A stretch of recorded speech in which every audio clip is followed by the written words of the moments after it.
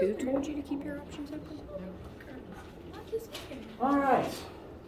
Thank you for bearing with me while I get set up. How you guys feel? Good, how are you? Not great. Lots of varied responses, all equally valid. Let's see. Before I open the floor up to questions, just as a quick reminder of probably the obvious thing, we have our first test this week. It will take place during lab time, but come to this room instead. There's just more space that way. We don't have to worry about lab equipment. So this room, 1:30, whatever day you're signed up for it. Is there also going to be a lab after? No. Okay. It is just there. Come to lab time. There is no lab activity. It is just a test. In case I have not made that clear. So no lab activity, just a test. We're just doing it during that time slot because I know everyone's free for it. That way we don't have to try to cram it into a 50-minute lecture, especially when I'm a very slow starter in the morning. Yes? What's the deal about formula sheets again?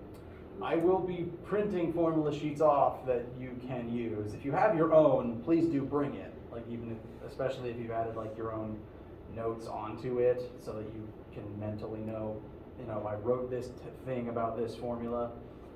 If you have your own, fantastic. But I don't remember actually printing any off at the start of this semester, probably for COVID reasons. So I will be creating new ones if you have yet to produce for yourself a paper copy. So, formula sheets are provided. You do not have to memorize them. I can't memorize them half the time. But my personal thought about it is if you were a physicist, you would have reference material at your desk. You don't need to memorize them. So, if I don't have to, neither do you. What the test will look like, the formula sheet might be a separate document just because it already exists as a PDF and it's a pain to try to attach to my Word file that I'm editing the test in. But you will have a formula sheet. It'll probably be a separate sheet of paper. Then the test documents itself. First page is an answer sheet where you'll just write the answers to everything. There's a space for every question and every part of every question. It's just that all the answers are in one place. And then the actual test questions, it's documented, it's formatted similarly to the practice questions I put up, just with more space to do all the work, I think. And list all the questions. You can do all your work there with the question, and just after you've done and you've got your answers, you write them on the first page. So that'll be during lab time this week. I've gotten a lot of emails from people who are swapping times. That is fine, as long as I know about it ahead of time. Like, which day you come to is fluid this week. If you have another one that works better, just keep in mind, it is only Monday, Tuesday, Wednesday, and then Friday. There is no Thursday slot, because I am not on campus on Thursdays. So, if you were somehow banking on Thursday, don't. If, for any reason, you just can't come in this afternoon, like say you were planning on Friday, but then something comes up and you can't make it, we can figure out a time for you to take it next week. I just need to know about it as soon as you know about it. And I'm losing my train of thought already. Oh. No, I think that's all the actual announcements. So any questions, feelings, worries, concerns about the test itself, like how it's going to work, questions about what you'll need, etc. Is it long? No, it's designed to take you like the length of a 50-minute lecture. Actually, there is one other point I can make.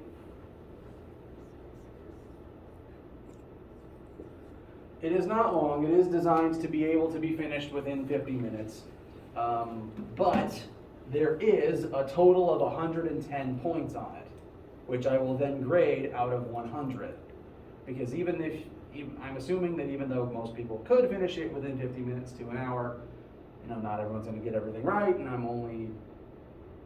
want to leave in the option for bonus points, just in case there's one that you really don't get, but you do well in everything else. So there's 110 points total. I will only grade out of 100. There's bonus points built in. And there's not like a dedicated bonus question. There's just more points than you need. So every question will say how many points it is worth. So if you're spending a long time on a low point value question, that might be a hint to just move on. If you add up the number of points for every single question, then they will add up to 110. But I'm only grading out of 100. I like to do it this way because sometimes whatever I decide is the bonus question is actually too hard or sometimes too easy for any given student, and that just makes it either impossible to answer or everyone gets it and then it's kind of pointless. And so I just kind of leave it up in the air which one is your bonus points, whichever one just puts you over the 100. So, there's no curve. There's no curve on the test. This kind of, I think, takes care of that. And there was another point I was going to make. Where did it go?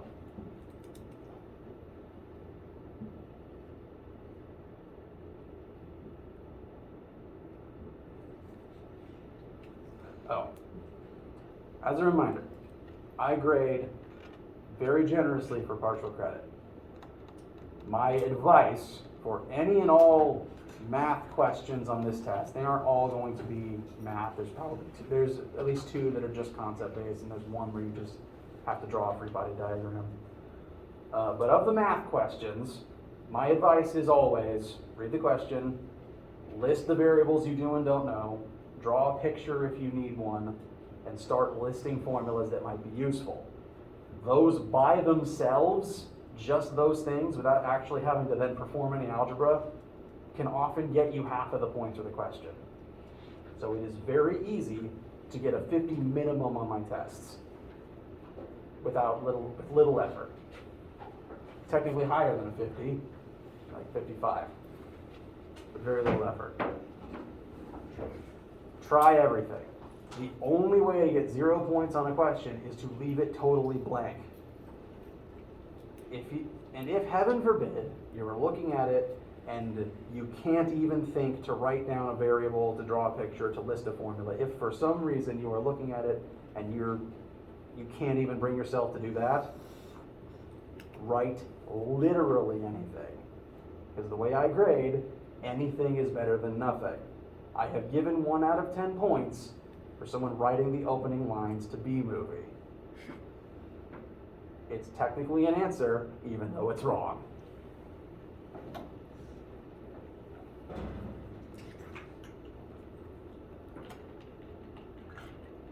One of these days I should just make as a bonus question, what are the opening lines to B-movie, and see what happens.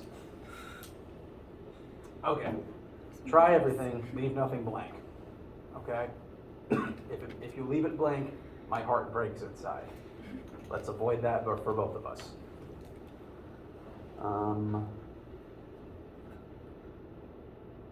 Any questions?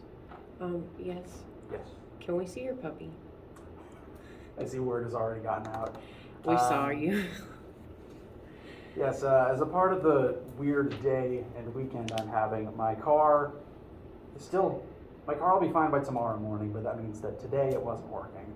My wife's car does work, but it's a stick shift, and I can't drive that. So my wife drove with me to work today, and we have a 4-month-old puppy that can't be left alone for an entire work day yet. So they are both outside having a nice time. If she is planning on staying outside for as long as the weather is nice, because unless it rains, it's a nice day. And if you do want to see the puppy, she is open to single people doing that one at a time. Do not crowd my wife or the dog. But there is a puppy. She is sweet. Her name is Penny. And my wife's name is Lula. Any other questions? I know you said it was like similar to the practice test, but do you know how many like problems it is yet? Like, I do. There is 9 questions. Of those 9, 3 of them are short concept-based questions, okay. and then only 6 of them are actually perform algebra So questions. it's a little shorter than the practice test. Yes, I always make my practice tests longer and harder, because I'd rather you struggle with that than with the test. Speaking of the practice test, I messed up a few times on my answer key, and I apologize. So if some of the questions that you eventually ask about that are related to that, I will apologize again and show what actually should have happened. And your animals first. Are the 6 questions that are going to be on the test like related to these? It's going to be one of these. They are not identical. But They will use similar principles in differing combinations. Everything that you would need to know to do the practice questions is represented in some way. Well, again, the test itself is shorter, so there might be some concepts that were on the practice test that aren't completely on the test, just to make it easier. But they're all related. They're not identical, because they can't be, but they're related. Does that answer the question? Okay, thanks. I was gonna ask you one specific practice questions. Okay. That'd be number 4. I think that's one of the ones I messed up. Okay. Because even I make mistakes, frustratingly often from my perspective. Yeah, 4 is the object, label all the forces, including normal force. Is that one? Yeah, I definitely wrote the wrong number and carried that error through to the end by mistake.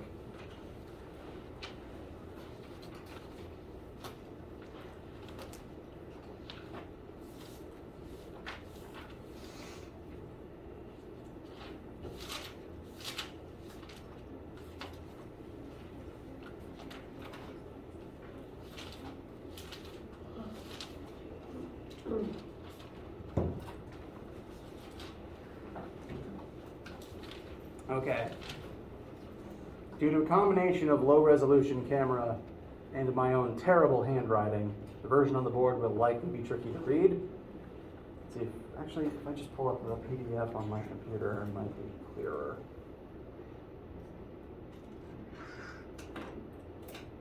All this to say, either way, if you have a version of it saved to your computer or phone, what have you, that you want to look at instead of trying to read the fuzzy thing on the board, please feel free to do that. My file structure is a mess.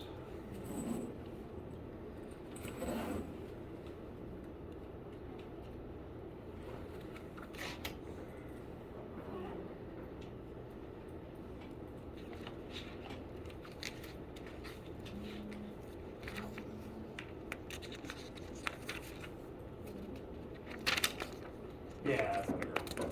Okay.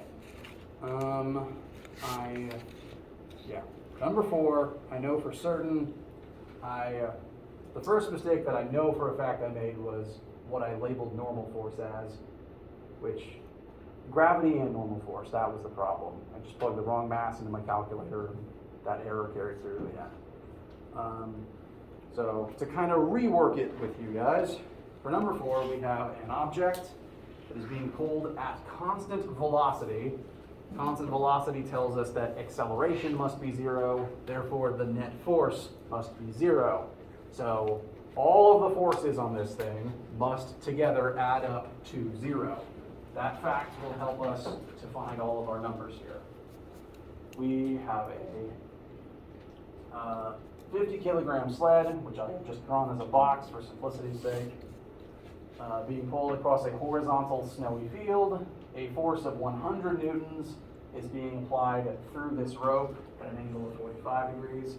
I'm going to redraw this on the board. So 100 newtons at 45 degrees.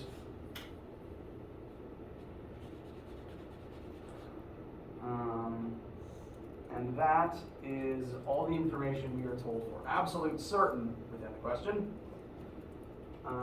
So first thing is to identify all of the forces that must be present on this particular object. Actually, wait. first thing, what is the net force acting on the sled? We've determined velocity is constant, therefore acceleration must be 0, therefore the net force must be 0. So this is the answer to part A. Net force is 0. Then what are all of the individual forces acting on this box? We know it is on a flat horizontal surface on planet Earth. Earth tells us gravity exists. It's not falling down, so the surface must exert a normal force. And if it's moving forwards at constant velocity, despite being pulled forwards, there must be some force of friction backwards counteracting the force forwards. If your car has cruise control activated and you're moving at constant speed, the force forwards from the engine must be equal and opposite to the force backwards from friction. So these are the 4 forces acting on this box. One of them is on an angle, but the other 3 are not. Once we have identified all of those forces, we must calculate the magnitudes.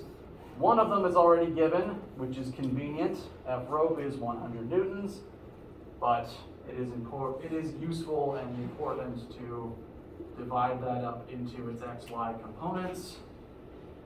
Because it's a 45-degree triangle, the 2 legs will be the same number. Did anyone have a hard time arriving at 70.7 newtons for those 2 legs? Okay. Now for finding the rest of our forces, I would recommend examining the net force in both axes separately. Within the x-axis, we have 70.7 newtons pulling forwards, and the force of friction pulling backwards. And we know that they must add up to 0, so the force of friction must also be 70.7 backwards. And we'll write that in full.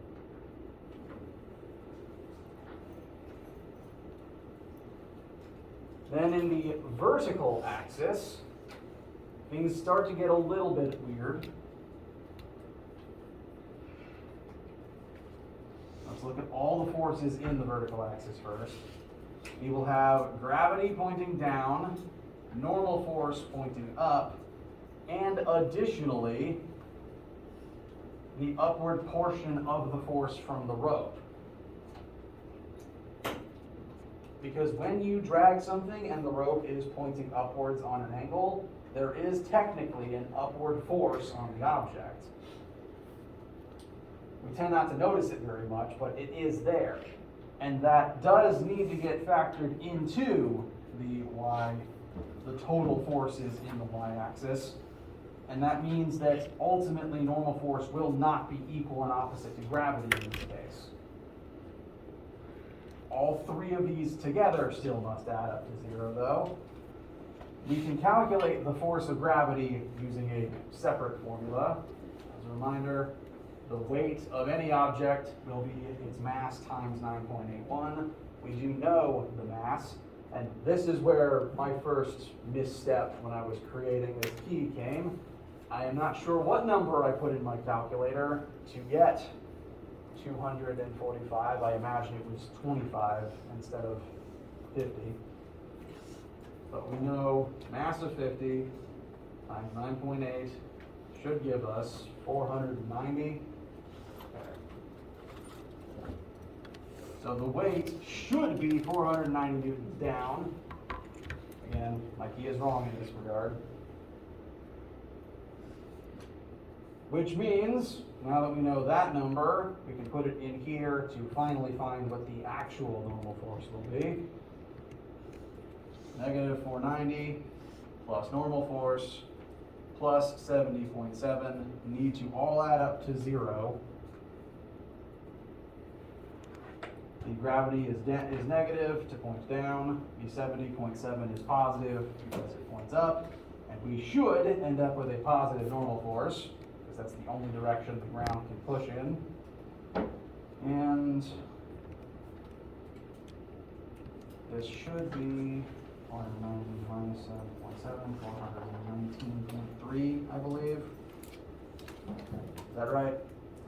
All right, so that's the real normal force. It is again not equal and opposite to gravity in this particular scenario. Since you are pulling upwards yourself via the rope, the ground doesn't have to exert the full force of the weight. You're kind of lessening that burden on the ground. And that's why it is a small, that's why even though this is a flat horizontal surface, normal force is not equal and opposite to gravity in this case. Bless you. Questions about getting to that answer and any difficulties with the fact that the version up here was wrong?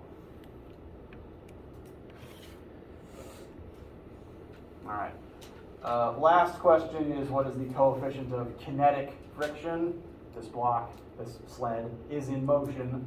So the force of friction that's been present this whole time must be kinetic friction, which means force, friction, kinetic is equal to normal force times mu kinetic. We know the force of friction, there it is, 70.7. We just calculated normal force. So the only thing left is mu k. It should be a pretty small number, but the one I have on the board would be wrong, because my normal force was wrong. Frankly, that's a pretty high mu. Snow should be slicker. That should have been my cue. I did something wrong.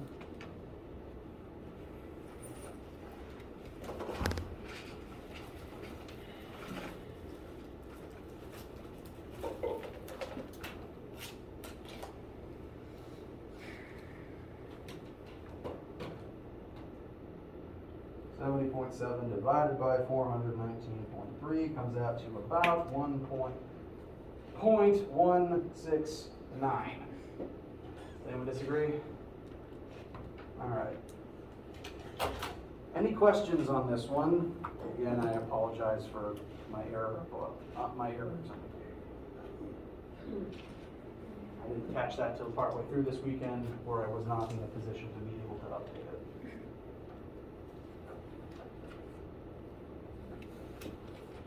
As a further reminder, mu has no unit, so you can just leave the number as is.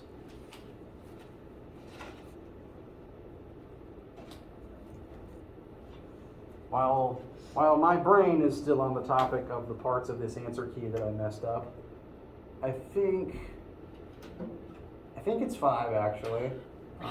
It's a minor thing. I wrote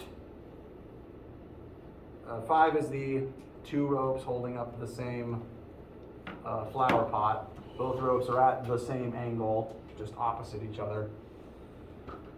When dividing everything up into its xy components, I labeled ty should be equal to t times the sine of 60.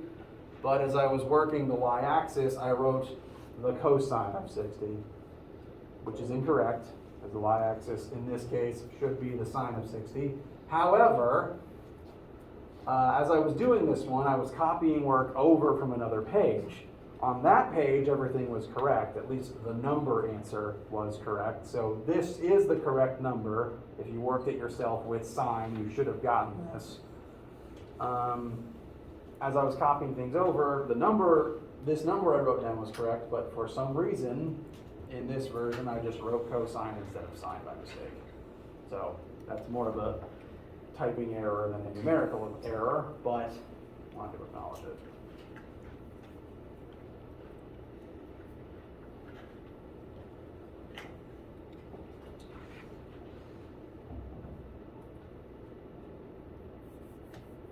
Any other questions?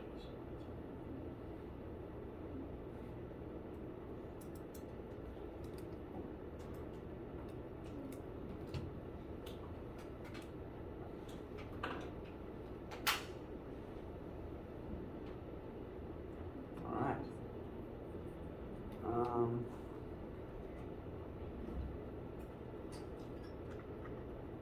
One sec.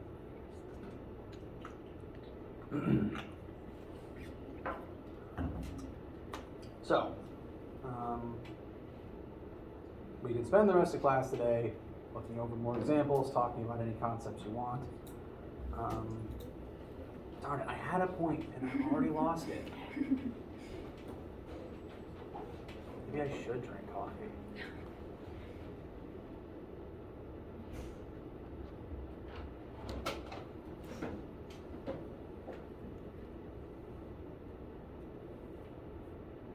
This really is a problem. Okay. What should I say instead? Mars, energy. The rest of my answer key should be correct. As a brief reminder, for the laws of motion, I do have them listed here in correct order. So blue is 1, red is 2, and black is 3. On the test itself, there will be laws written, and you have to pick which one is which, number them accordingly. They will be scrambled. There will be other statements mixed in that aren't laws of motion. You'll pick the 3 that are and number them, and leave the others blank.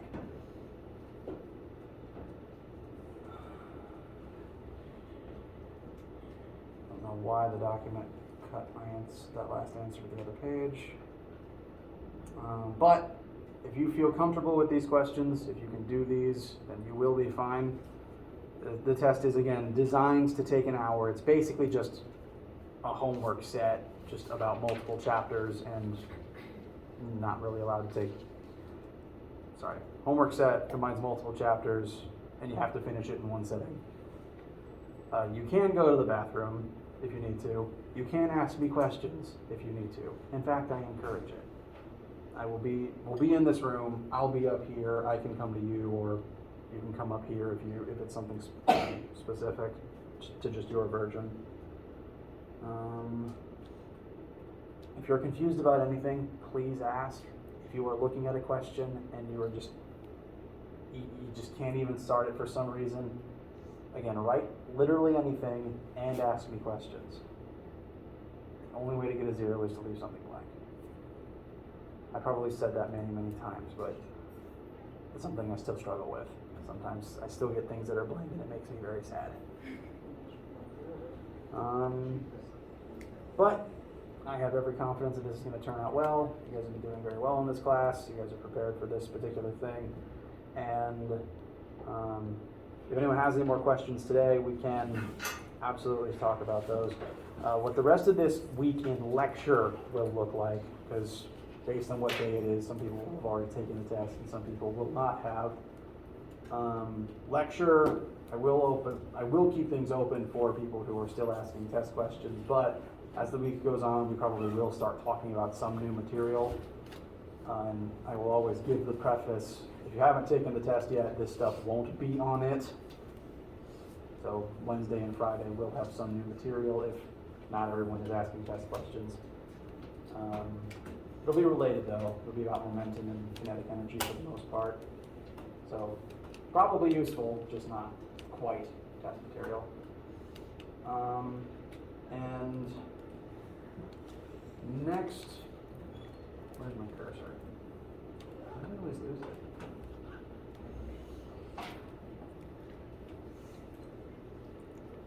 Next week should be normal. Most of November should be normal until the week of Thanksgiving. So all the way through, class and labs as normal. The week of Thanksgiving, we're only going to meet for lecture on Monday. There will not be a lab Thanksgiving week. And then after that, there's going to be one more full week of class in the semester as November ends and December begins. And if we have test 2, that's going to be the week it takes place. It'll just be one more test grade, because I want there to be more than one in case you just had a really bad test day. I don't want that to be the thing that defines your grade. It's been a weird semester. I'm still working on how things are going to work exactly, but if we have a test 2, it's going to be this week. If we don't have a test 2, are you going to maybe bump up our homework percentage, like as far as how much it's weighted? If we don't have a test 2, the one test will be the test chunk of your GPA, of your average. If that causes problems, I will reevaluate. Okay. I don't foresee it causing problems. I honestly don't. But I want to get something else in anyway, just in case, because the more things are in, the better it actually reflects your actual efforts, rather than just, again, you had one bad day. I want to get something else in. I don't like the idea of trying to cram a test in this week, so I'm still working on how it might work. So stay tuned for that. Sorry for not more information at the moment. It's still a COVID semester, and things keep happening to me that I did not expect to get injured. I did not expect to get a puppy when we got the puppy, and I did not expect my car to break down. It's been weird. Sorry for these inconsistencies. So I'll give you more information once it is finalized. Any other concerns? If you feel comfortable and don't have any more test questions, then you may head out of here if you want to. I won't force you to stick around for studying if you don't feel you need it. But if you do have any questions, literally any, please ask them. I want to answer them. Even if you think they're dumb, trust me, I will answer them and it's fine. Yes. For people who have to turn in the remote lab, just like try to do it for. Yeah, if you printed it out, you can slide it under my door today, or just put it in my hand.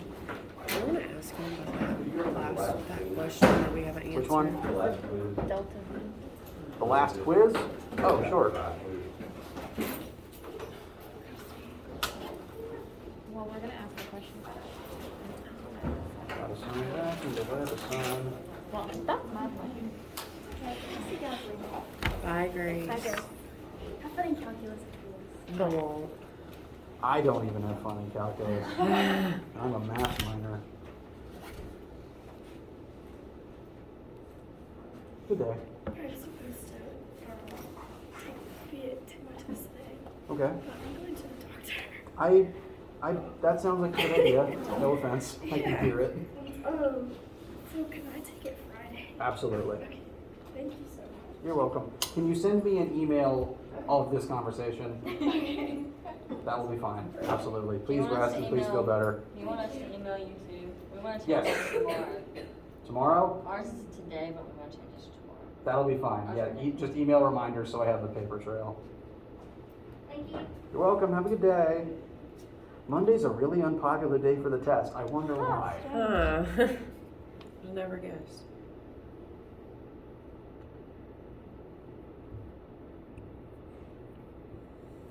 I haven't done the test quite like this before. Figured it's not. I don't like it being an experimental semester, but I wanted to see if this method of doing it would work better than forcing everyone to be in one place at one time. Okay, you asked about quiz 2. Quiz 5, this most recent quiz. Okay. We have question 1 is an energy conversion question where we have one very heavy object falling some distance on top of a different object.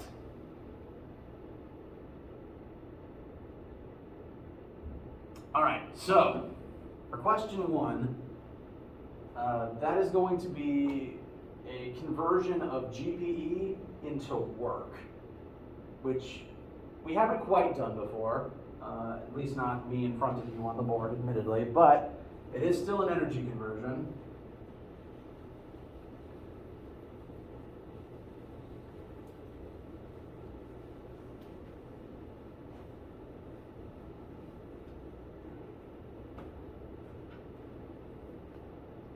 And admittedly, part of the problem with getting this question answered in WebAssign is probably the way that it does scientific notation.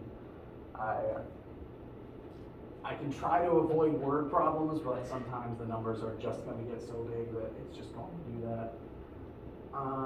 With the numbers that I currently have on screen, the pile of the pile driver will have a certain amount of GPE before it falls.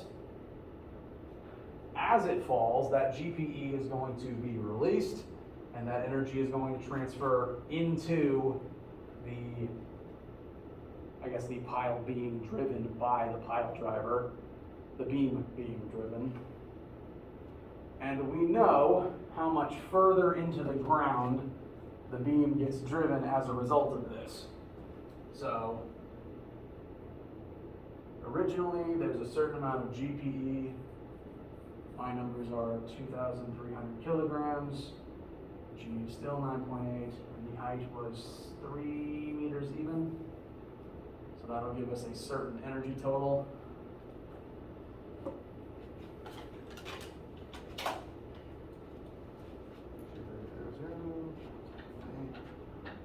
Three is a lot of energy.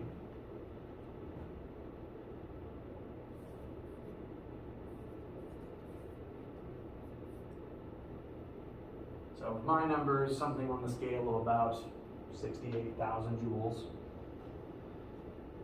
And then that amount of energy is going to be used to perform work on the beam being driven. It asks for force. We are told the distance it is driven, and this is the energy that will be put into it to perform work. So whatever the initial energy total was, we'll go in for work. 67620. And that will equal the force applied times the distance that it actually moved. Do need to convert centimeters into meters, so my 15.8 centimeters becomes 0.158.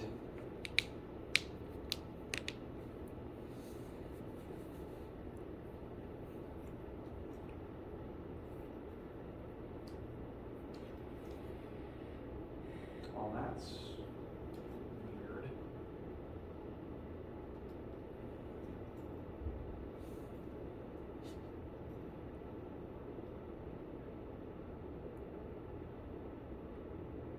My answer is not quite what WebAssign has in mind. So if WebAssign is broken, that might explain why some people have questions. Or rather, if this question is harder than I expected. Doing this calculation very quickly, I got an average force of 42797.4.9, which in scientific notation would be 4.28 times 10 to the 5th, whereas WebAssign with my numbers is looking for 4.51 times 10 to the 5th. And I, at this moment in time, don't have an explanation as to why. I don't like that. WebAssign, I don't like that at all. I think I did the same steps and it counted my answer wrong. But I think I also messed up the decimal place. It was such a big number, I didn't put scientific notation. You know what? Okay. I just typed in the whole number. Yeah. I think I misplaced the decimal on mine. When I was a student using this, I would type in the whole number unless it had like 30 zeros in it. Let me actually use technically accurate rounding real quick to see if that affects my answer. Because if I actually use, WebAssign is weirdly particular about sig figs in places where it's really inconvenient. This might be one of those times. So for this number, let's be as accurate as possible and use 9.81. This number is 4 sig figs, this one is 3, and our 3 meters also has 3, which means that our energy should technically be cut off at just 67,600.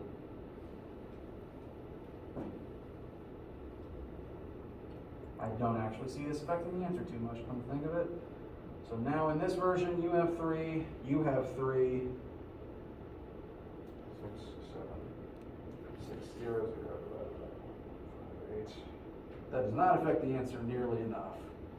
That will come out to Yeah, that would come out to exactly what I have on the board already. So, the WebAssign has a glitch, or this question is involving some principle that I have not taught you that even I am not remembering in this moment. I don't like that. That doesn't sound fair. How many people here had issues with that one? Okay. Please email me as a reminder, because then I'll have the paper trail of whose name and whose grades to check. And I will revise this quickly. The average force the beam exerts on the pile driver while the pile driver is brought to rest.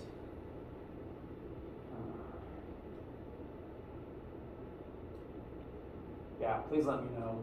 Sometimes WebAssign is just wrong. This might just be one of those times. So please send me an email. I'll double check the work that you did and make sure you get your points. Do you think it would have affected like my answer because like the right answer is like 4.22 and like scientific or had the notation on it and then like I typed in the whole number and it was 4029. Like it's not like right on it, but it's kind of close. I don't know.